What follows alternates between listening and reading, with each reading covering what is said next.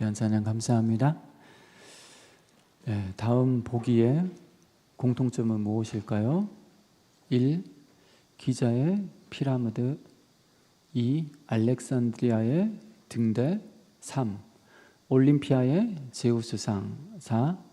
로도스의 거상. 5. 할리카르나소스의 마우솔레움. 6. 에페소스의 아르테미스 신전. 7. 바빌론의 공중정원. 7가지의 공통점은 무엇일까요? 그것은 바로 고대 세계 제7대 불가사의입니다. 오늘 본문에 나온 에베소의 아데미 6번째 보시면 에페소스의 아르테미스 신전 트리키에 자리하고 있는데요. 이 에페소스의 아르테미스 신전이 오늘 본문에 등장하고 있는 에베소의 아데미 신전입니다. 그러니까 에베소의 아데미 신전도 고대 제7대 불가사의 중 하나인 거죠. 자, 이 화면은 루브르 박물관에 있는 아데미 곧 아르테미스 여신을 대리석으로 조각한 상입니다. 아르테미스는 고대 세계에서 매우 잘 알려진 여신입니다. 아르테미스는 숲의 여신으로 보시는 것처럼 날씬한 몸매에 활과 화살통을 메고 야생 동물들과 함께 숲속을 날렵하게 다니며 사냥을 즐기는 여신입니다. 그런데 에베소의 아르테미스 신상은 앞서 본 모습과 다른 모습을 하고 있습니다. 보시는 것처럼 에베소의 아르테미스는 장식이 풍부한 두꺼운 옷을 걸치고 머리에는 육중한 왕관을 쓰고 있습니다. 다리는 기둥 모양처럼 하나로 뭉쳐져 있습니다. 가슴과 배 부분에는 풍요와 다산을 상징하고 있는 달걀 모양으로 된 24개의 젖가슴이 달려 있습니다. 그리고 팔과 하반신을 감싸고 있는 치마에는 온갖 동물의 형상이 조각되어 있습니다. 실제로 이런 모습의 아르테미스는 에베소뿐만 아니라 소아시아 지역의 다른 여러 지방에서 숭배되었습니다. 특히 에베소의 아르테미스는 아르테미스 시나 아르테미스 숭배로 유명했습니다. 여러분, 사도 바울이 제3차 전도 여행 중에 가장 오랫동안 머물렀던 장소가 어디입니까? 바로 에베소입니다. 본문에 따르면 대략 2년 3개월 동안 머물렀지만 또 다른 본문에 보면 3년 동안 사도 바울이 에베소에서 사역을 했음을 우리가 확인할 수 있습니다. 바로 이 에베소가 아르테미스 곧 아데미 여신 숭배로 유명한 곳이었습니다. 계속해서 우리가 살펴보았듯이 바울은 이곳에서 집중적으로 하나님 나라의 말씀을 가르쳤고 그 결과 소아시아에 있는 유대인들이나 이방인들이나 다 주의 말씀을 듣게 되었고 그 결과 에베소를 거점으로 요한계시록에 등장하고 있는 소아시아 7교회, 이 7교회가 세워지게 됩니다. 뿐만 아니라 바울의 지속적인 말씀 사역은 에베소의 영적 분위기마저 변혁시켰습니다.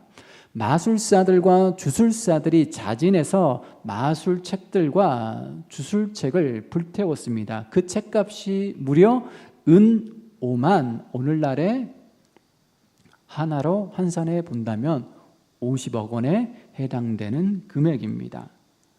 그러니까 바울의 말씀 사역은 마술과 주술에 찌든 에베소의 문화마저도 바꾼 것입니다. 이게 바로 말씀의 능력이고 복음의 능력이었습니다.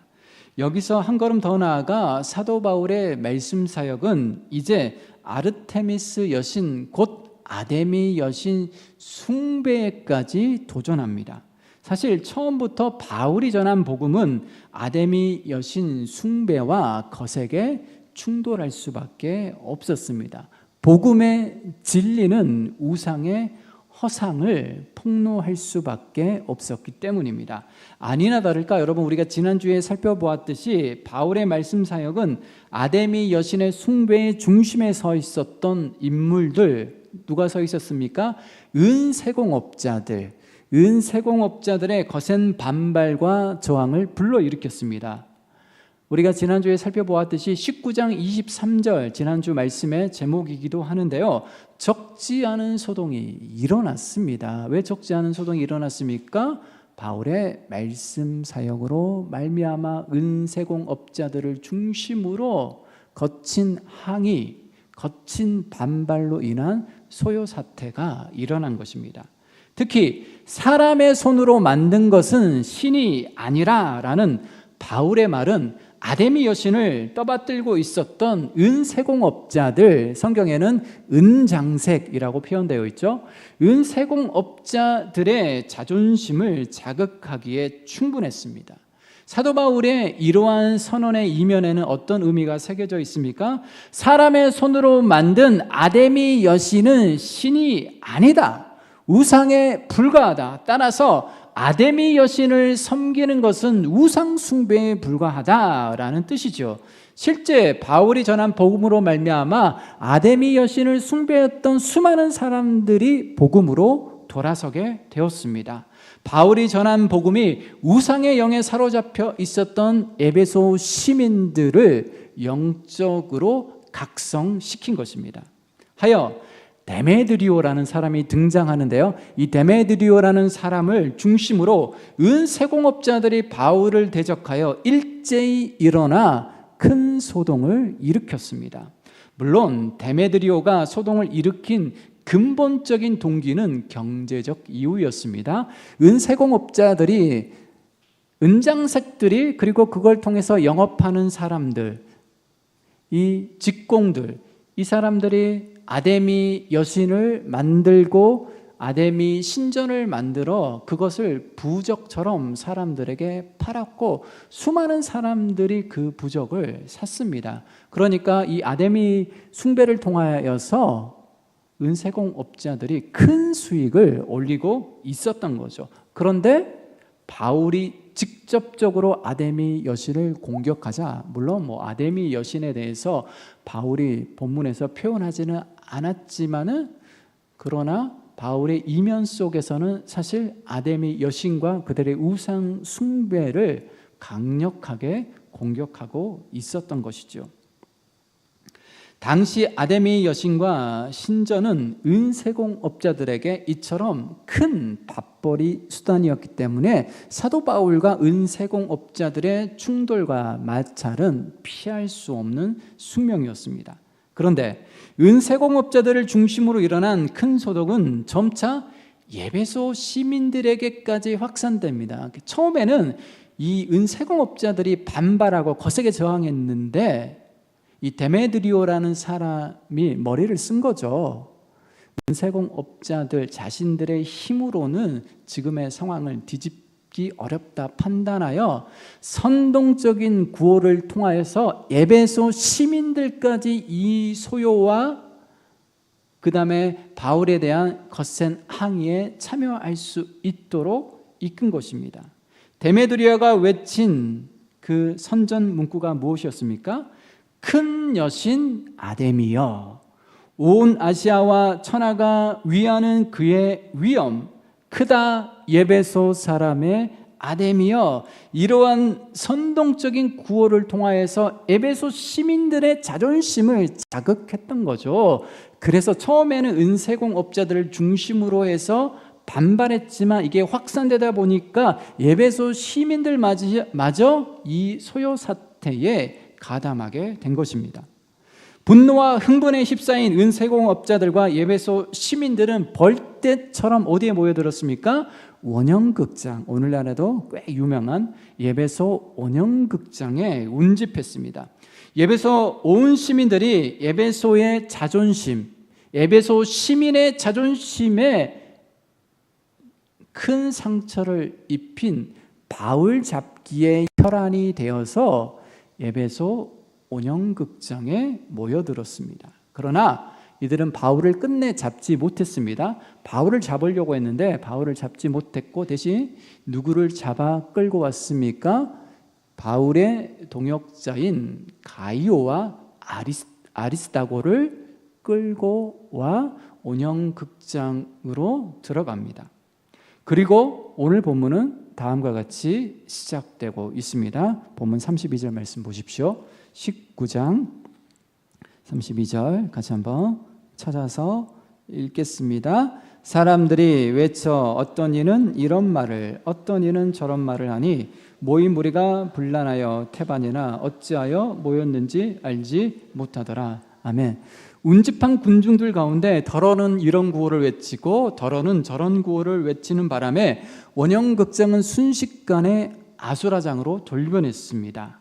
흥미로운 사실은 온영극장을 가득 채운 군중들은 자신들이 무엇 때문에 모였는지조차 알지 못했다는 겁니다.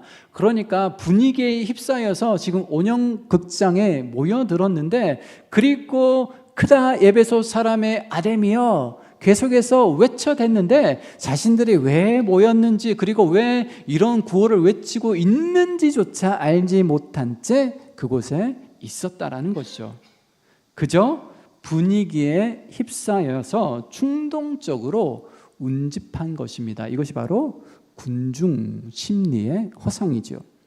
이때 유대인들이 알렉산더를 내세워 자신들은 바울이 전한 복음과 아무런 관련이 없다는 것을 군중들에게 알리려 했습니다. 그러니까 여러분 바울이 유대인이잖아요. 그러니까 유대인들이 바울 때문에 우리도 공격을 당할 수 있겠다라고 판단하여 그곳에서 알렉산더를 대표로 세워 우리는 유대인이지만 그래도 우리는 바울과 상관없는 사람들입니다 라고 변명하려 했지만은 그곳에 모여 있는 군중들은 알렉산더의 변명 듣기를 완강하게 거부합니다. 심지어 그들은 다음과 같은 구호를 무려 2시간 동안이나 외쳐댔습니다. 본문 14절, 34절 말씀 보십시오. 34절 이들이 2시간 동안 뭐라고 외쳤는지 34절 말씀 통해서 확인해 보겠습니다. 그들은 그가 유대인인 줄 알고 다 한 소리로 외쳐 이르되 그다 에베소 사람의 아데미여 하기를 2시간이나 하더니 아멘. 그다 에베소 사람의 아데미여라는 구호를 2시간 동안 외쳤습니다. 바울과 복음을 반대하는 집회를 2시간 동안이나 계속해서 진행한 것입니다. 여러분 생각해 보십시오. 당시 에베소 온영극장에 모여들 수 있는 최대의 인원수가 몇 명입니까? 몇 명을 수용할 수 있는 극장이었습니까? 무려 2만 5천 명. 여러분 고대 세계에서 여러분 2만 5천 명이 모여들었다는 것은 엄청난 거죠. 이 2만 5천 명을 수용할 수 있었던 에베소 온영극장에 은세공업자들과 에베소 시민들이 모여들어서 무려 2시간 동안 미친 듯이 크다 에베소 사람이여 에베소 사람의 아데미여 라고 외쳤습니다. 완벽한 자연적인 음향 효과를 낼 수 있었던 온영극장에서 당시에는 뭐 마이크가 있었던 것도 아니고 스피커가 있었던 것도 아니죠. 그러나 바다에서 불어오는 이 바람을 통하여서 온영극장 구석구석 관중석 구석구석까지 무대의 소리가 잘 전달되었습니다. 그러니까 그런 곳에서 완벽하게 자연 음향 시설이 갖추어진 곳에서 2만 5천 명이 그렇게 2시간 동안 외쳐댔다고 여러분 생각해 보십시오. 에베소 여신 만세, 에베소 여신 만만세, 그걸 2시간 동안 외쳤습니다.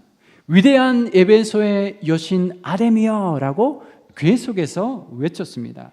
그 소리가 여러분 얼마나 웅장했겠습니까? 에베소 온 시내를 흔들 만큼 웅장하지 않았겠습니까? 그들의 광기는 에베소 시내를 집어 삼킬 듯이 컸고 웅장했을 것입니다. 여기서 우리는 당시 아데미 여신에 대해서 그리고 그 아데미 여신을 섬기는 아데미 신전에 대해서 에베소 시민들이 얼마나 큰 자부심과 긍지를 가지고 있었는지를 확인하게 됩니다. 앞서 말씀드렸듯이 에베소 하면 가장 먼저 떠오르는 게 아데미 여신, 아데미 신전이었습니다. 에베소는 아데미 여신 숭배로 아주 유명한 곳이었습니다. 아데미는 곧 에베소의 상징이었습니다. 에베소는 그야말로 아데미 여신의 도시였습니다. 아데미 여신의 소유였던 것이죠. 당시 여러분, 에베소에서 주조된 주화입니다. 동전입니다. 보시는 것처럼 아데미가 쓰고 있는 왕관은 성벽 모습의 왕관입니다. 이것이 무엇을 의미할까요? 아데미 여신이 에베소의 안전과 번영을 지켜준다는 것을 상징하고 의미하는 거죠. 성벽 모양의 왕관, 그러니까 아데미를 지키고 보호해주는 든든한 후원자와 수호신이 누구냐? 바로 아데미 여신이라는 것을 동전을 통해서도 은연중에 교육했던 것이죠. 이렇듯 에베소와 아데미 여신은 때려야 뗄 수 없는 관계이죠. 매우 특별한 관계에 있었습니다. 또 지금은 비록 14m의 높이의 기둥 하나만 달랑 서 있지만 여러분들이 트리키에를 방문하게 되면 에베소 지역도 방문하게 될 텐데요. 에베소 지역에 가면 안타깝게도 이런 웅장한 아데미 신전, 아르테미스 신전을 볼 수가 없습니다. 지금은 달랑 기둥 하나만 확인할 수 있을 뿐입니다. 그러나 그 옛날 아데미 신전은 보시는 것처럼 대략 길이 120m, 너비 60m, 높이가 20m에 이르는 이오니아식 기둥 127개가 숲을 이루고 있었습니다. 저 거대한 기둥들이 127개가 세워져 있었던 거죠.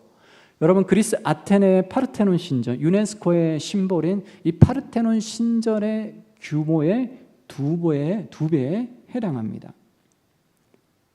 그러니 여러분, 아데미 신전 앞에 서 있었던 수많은 사람들, 관광객들은 순식간에 아데미 신전에 압도당할 수밖에 없겠죠. 아데미 여신에 대한 신앙심이 전혀 없던 사람들도 이 신전 앞에 서게 되면 자연스럽게 본능적으로 아데미 여신을 섬겨야 되겠구나, 저 여신을 경외해야 되겠구나, 저 여신을 잘 섬기면 복을 받겠구나, 자동적으로 그런 생각이 들 수밖에 없고 아데미 여신 숭배에 자연스럽게 빨려 들어갈 수밖에 없었을 것입니다. 그래서 아데미 신전은 고대 세계 7대 불가사의 중에 하나입니다. 무엇보다도 여러분, 아데미 여신은 우리가 앞서 본 것처럼 24개의 젖가슴이 돌출되어 있는데 그 젖가슴이 상징하는 바가 무엇입니까? 다산과 풍요를 상징합니다. 여러분, 구약 성경에 자주 등장하고 있는 가나안의 주신인데요, 다산과 풍요를 상징한 가나안의 주신은 누구였습니까? 바알과 아세라. 그러니까 사실 여러분, 이스라엘 백성들이 가나안 땅에 정착하게 되고 그들도 이제 농경사에 진입하게 되지 않습니까? 이 농경사에 있어서 농사 짓는 데서 가장 중요한 게 무엇입니까?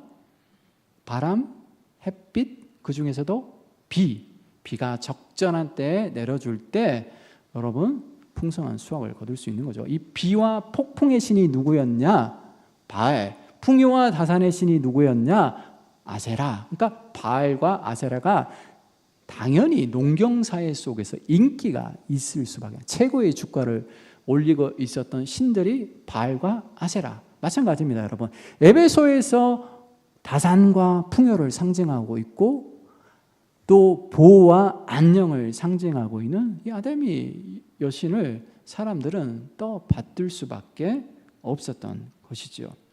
지금도 그렇지만 여러분, 고대 세계에서 풍요와 다산보다 중요한 문제가 어디 있겠습니까? 오늘 우리도 잘 먹고 잘 사는 게 얼마나 중요합니까? 잘 먹고 잘 사는 게 사실 우리의 은근한 삶의 목적인 거죠. 그러니 아데미 여신은 에베소 시민들에게 전지전능한 신이었습니다. 그러나 실상 여러분, 아데미 여신은 바울이 지적한 것처럼 어떻습니까? 참 신일까요? 전지전능한 신일까요? 결코 그렇지 않습니다. 사람의 손으로 만든 우상에 불과했습니다. 아데미 여신은 에베소 시민들이 2시간 동안 외쳐댔습니다. 크다 에베소 사람의 아데미여. 2시간 동안 에베소 시민들, 은생호 업자들의 외침에 대해서 들었을까요? 못 들었을까요? 못 들었겠죠. 어떻게 여러분, 죽어있는 조각상에 지나지 않은, 쇠붙이에 지나지 않은, 나무 조각에 지나지 않은, 그냥 바위에 지나지 않는, 조각상에 지나지 않는 우상들이 사람의 말을 접수할 수 있겠습니까? 2시간이 아니라 하루 종일 외쳐대도 여러분 들을 수 없는 거죠. 이건 마치 여러분 갈멜산에서 엘리야와 그 다음에 바알과 아세라 선지자 싸움이 생각나지 않습니까? 그러나 바알과 아세라 선지자들이 하루 종일 외쳐댔지만 응답을 못하는 거죠. 몸에 자해까지 하면서 막 피가 여기저기 뿌려짐에도 불구하고 응답하지 않습니다. 그러나 여호와 하나님은 불로써 응답하는 거죠. 그러니까 여러분, 그 바알과 아세라 선지자들이 그렇게 외쳐댔던 엘리야 시대를 사실 또 떠올리는 하나의 장면이라 할 수 있겠습니다. 아무리 외쳐대지만 아데미 여신은 들을 수도 없습니다. 들을 수도 없으니까 어때요? 응답할 리가 있겠습니까? 응답할 수도 없는 거죠. 조각상 앞에서 하루 종일 여러분 기도해 보십시오. 간구해 보십시오. 어떤 응답을 받을 수 있나? 아무런 응답을 받을 수가 없습니다. 그저 인간의 손으로 빚어진 조각상에 불과했기 때문입니다. 풍요와 다산을 본능적으로 추구하던 인간의 욕망이 투사된 허상에 불과했던 거죠. 이게 사실 여러분 우상의 실상입니다. 우상은 사실 우리의 욕망이죠. 우리의 욕심이죠. 잘 먹고 잘 살고 싶은, 그걸 하나의 상에 투사하는 거죠. 그리고 그 앞에서 비는 거예요. 그러니까 사실은 우상을 섬기는 거지만 누구를 섬기는 겁니까? 자기를 섬기는 거예요. 자기의 욕망을 섬기고 자기의 욕심을 섬기는 거죠. 왜냐하면 자기의 욕심과 욕망이 그 우상에 투사되었으니까. 실은 우상 숭배라는 것은 정확하게 이야기하자면 자기 섬김입니다. 자기를 신으로 섬기는 거죠. 이거보다 어리석은 일이 어디 있겠습니까? 그럼에도 에베소 시민들은 아데미 여신에 대한 자부심이 어땠습니까? 대단했습니다, 여러분.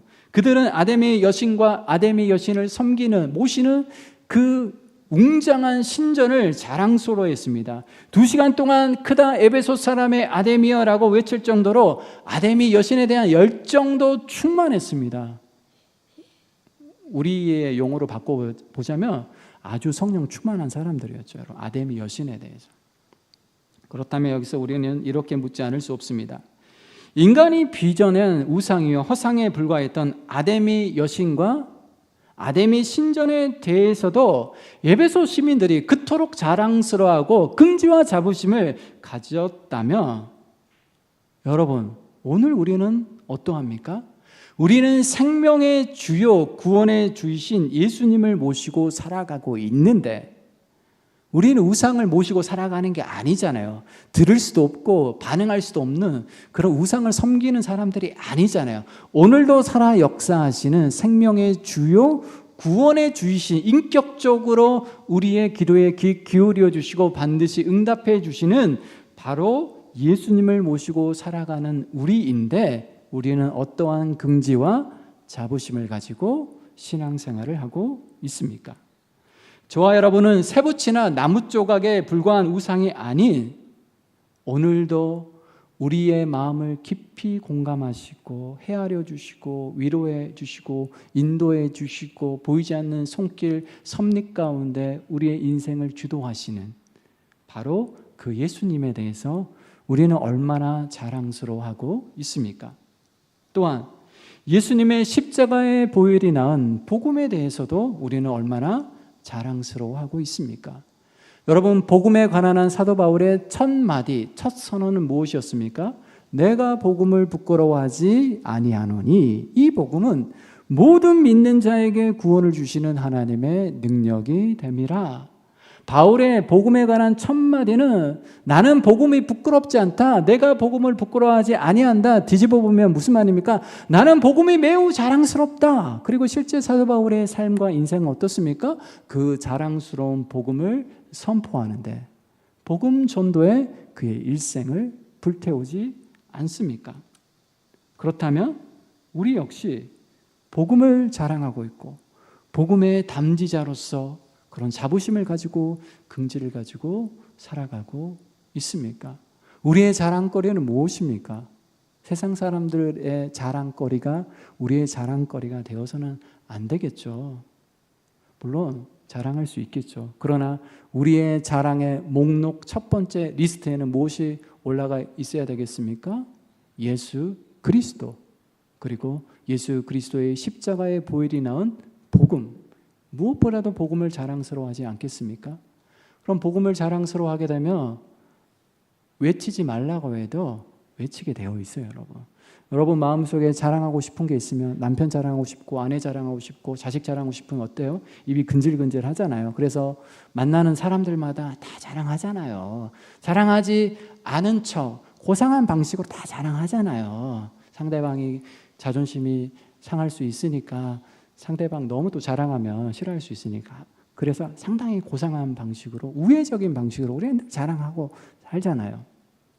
물론 자랑해도 괜찮죠. 그러나 자식 자랑, 남편 자랑 못지않게, 자기의 소유 자랑 못지않게 무엇보다도 우리는 무엇을 자랑해야 되겠습니까? 복음을 자랑해야 되는 거죠. 자랑스러워할 때 자랑하게 되어 있는 거고, 자랑스러워하면 자랑하지 말라고 해도 자랑하게 되어 있습니다. 여기서 좀 더 확대해 보겠습니다. 하나님 우리를 새소만 교회 공동체로 불러주셨습니다. 하나님 불러주신 거 여러분 확신하십니까?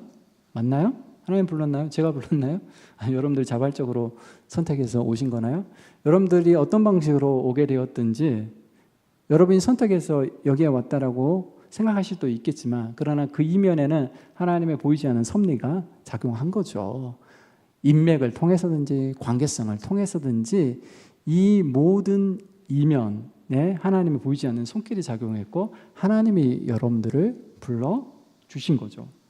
그렇다면 새소만 교회 성도로서 여러분들은 어떤 긍지와 자부심이 있습니까? 어떤 긍지와 자부심이 있습니까? 여러분들은 새소만 교회에 다닌다는 거에 대해서 긍지와 자부심을 가지고 다른 사람들에게 여러분 확신 있게 새소만 교회 교인으로서 자랑하고 싶은 그 열망과 열의가 있는 것입니까? 주님께서 우리에게 여러 가지 직분을 주셨습니다. 그 직분에 대해서도 여러분 어떤 긍지와 자부심을 갖고 있습니까? 목사로서, 장로로서, 권사로서 우리는 어떤 긍지와 자부심을 가지고 있습니까? 고역장으로서, 찬양대원으로서, 교사로서 보이지 않는 곳에서 섬기는 그 직분의 자리에서 우리는 어떤 긍지와 자부심을 가지고 있습니까? 올해 구역장이 되었다고 자랑하신 분들이 있습니까? 작년에도 구역장이 있는데 목사님이 올해도 구역장 시켜줬다고 이걸 자랑하면서 막 이야기하고 다니는 혹시 그런 분이 계십니까?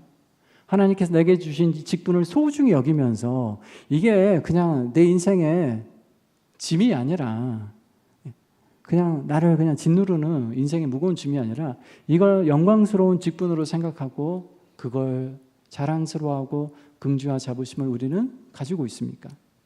오늘날 세상은 거침없이 교회를 향하여서 비판하고 비난하고 있습니다. 심지어 교회와 그리스도인들을 박멸의 대상으로 보시는 분들도 꽤 많이 있습니다. 교회가 혐오의 대상으로, 혐오의 집단으로 그런 색안경을 끼고 바라보시는 분들이 생각보다 많이 있습니다. 그래서 우리 자라나는 세대들은 교회 다니는 거 들키지 않기 위해서 몰래 다니시는 그런 분들도 있는 거죠. 세상의 날선 비판과 비난에 대해서 저는 변명할 생각이 없습니다. 은폐되었던 어둠이 드러났다라며 책임질 건 책임지고 사과할 건 사과하고 반성할 건 반성해야죠. 그러나 그리스도인들마저 세상의 이런 풍조에 동조하는 것은 경계해야 합니다. 세상이 아무리 교회를 깔아뭉개도 교회는 여전히 영광스러운 주님의 몸입니다. 교회가 아무리 세상을 무시하고 교회 다니는 사람들을 무시해도 교회는 여전히 예수의 핏값을 지불하고 세우신 그리스도의 몸입니다. 교회는 여전히 눈에 보이지 않는 하나님의 나라를 눈에 보이는 하나님의 나라로 선포하는 하나님 나라의 전초 기지이고 우리는 하나님 나라의 대사인 거죠. 아무리 우리가 세상으로부터 욕을 먹고 무시당하고 세상 사람들의 비난과 비판의 대상이 되었건만 우리가 여기에 휩쓸려서 우리마저도 긍지와 자부심을 잃어버린 채 교회에 다니는 것에 대해서 부끄러워한 채 창피한 채 교회 생활하거나 신앙 생활을 하는 것, 이건 우리가 분명하게 경계해야 하는 거죠. 그러니 여러분, 교회를 절대 가볍게 여기거나 우습게 생각하면 안 됩니다. 세상 사람들이 그런 스탠스를 취한다고 해서 우리마저도 알게 모르게 영향을 받는 거잖아요. 교회에 대해서 너무 가볍게 대하거나 함부로 대해서는 안 되는 거죠. 교회를 가볍게 여기는 우리의 마음은 교회 생활에서도 때로는 드러나기 마련입니다. 어떻게 드러납니까? 주일 예배를 가볍게 생각하고 여기는 분들이 점차 많이 늘어나고 있습니다. 교회 내에서 진행되는 일들도 가볍게 생각합니다. 관심이 없는 거죠. 절대 그런 자세와 스탠스는 여러분들 버리셔야 됐고 그런 세상의 풍조의 흐름에 휩쓸려서는 안 된다는 사실을 기억할 필요가 있습니다. 여러분, 에베소 시민들은 움직일 수도 없고 아무런 도움도 줄 수 없는 아데미 여신에 대해서도 긍지와 자부심을 가졌어요. 2시간 동안 그렇게 열정적으로 열렬히 외쳐댔단 말이에요. 반응할 수도 없고 드릴 수 없는 그 세부치 조각상에 대해서도 그렇게 열정적으로 외쳤는데 여러분, 우리는 지금도 우리 안에 역사하시고 살아계신 그 예수님, 우리의 기도에 귀 기울여 주시고 응답할 수 없는 분이 아니라 반드시 응답해 주시는 그 예수님에 대해서 마땅히 자랑스러워해야 되는 거죠. 우상을 섬기는 게 아니잖아요. 지금도 온 세상의 주관자이시고 만왕의 왕이시고 온 세상의 역사를 주무르시고 좌지우지하시고 쥐락펴락하시는 그 하나님이 우리의 주인이시고 우리의 왕이시고 우리의 구원자이신데 당연히 긍지와 자부심을 가지고 신앙생활을, 교회 생활을 해야 되는 거죠. 예수의 보혈이 나온 복음을 마땅히 우리는 자랑스러워하며 입이 근질근질할 정도로 자랑스러워하며 만나는 사람들에게 그 복음을 전해야 하지 않겠습니까? 여기서 한 걸음 더 나아가서 주님의 몸된 교회 공동체를 세수만교회를 섬긴다는 것, 함께 더불어 공동체를 이루었다라는 것, 함께 더불어 한 몸으로서 서로 사랑하고 서로 섬기는 것에 대해서 긍지와 자부심을 가져야 하지 않겠습니까? 옆에 있는 권사님이, 옆에 있는 집사님이 우리의 자랑이 되어야 되는 거죠. 부끄러워하는 게 아니라 뒤에서 중상모략하고 수근수근 하는 게 아니라 자랑의 대상으로서 서로를 존중하고 서로를 사랑해야 하지 않겠습니까? 예수님을 주로 모시는 삶, 이 삶에 대해서 여러분 긍지와 자부심을 가지고 복음을 자랑하고 그리스도인됨을 자랑하고 교회를 자랑하고 함께 교회 다니는 지체들을 자랑하는 저와 여러분이 되시기를 축원합니다. 기도하겠습니다. 주님 감사합니다. 복음을 자랑하기 원합니다. 교회를 자랑하기 원합니다. 세상의 풍조는 날로 날로 교회에 대해서 거센 비난과 비판을 거침없이 쏟아내고 있습니다. 교회를 혐오의 대상으로, 박멸의 대상으로 여기는 이들도 있습니다. 이런 세상의 풍조에 흔들리지 않게 도와주시고 영광스러운 주님의 몸된 교회를 사랑하며 자랑하며 늘 우리의 삶이 예수 그리스도의 복음을 선포하는 전도자의 삶이 될 수 있도록 축복하여 주옵소서. 거룩하신 예수님의 이름으로 기도드리옵나이다. 아멘.